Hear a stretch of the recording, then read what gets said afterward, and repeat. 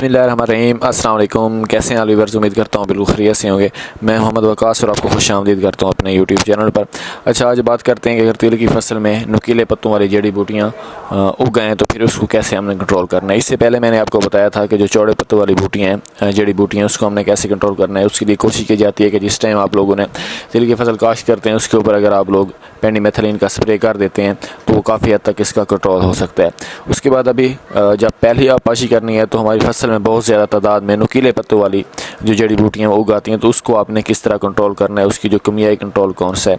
हाँ, यहाँ पर एक और सवाल भी काश्तकार भाइयों के ज़हन में होता है कि यहाँ पर अगर चौड़े पत्तों वाली जड़ी बूटियाँ भी उग रही हैं तो फिर उसको हमने कैसे कंट्रोल करना है। तो उसके लिए अब भी आपके पास टाइम है कि आप लोगों ने अगर पेंडिमेथिलीन 1 लीटर पर एकड़ के हिसाब से फ्लड कर दें तो फिर भी काफ़ी हद तक कंट्रोल किया जा सकता है।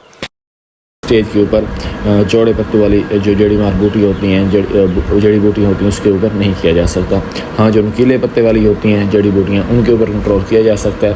तो अगर नुकीले पत्ते वालियाँ जड़ी बूटियाँ उगाती हैं आपकी फसल में तो फिर जो उसका केमियाई कंट्रोल है वो आपके ज़ैलोफोब नामी केमियाई कंट्रोल के सीएम के एक ज़हर का नाम है, आपको बता रहा हूँ कि ज़ैलोफोब।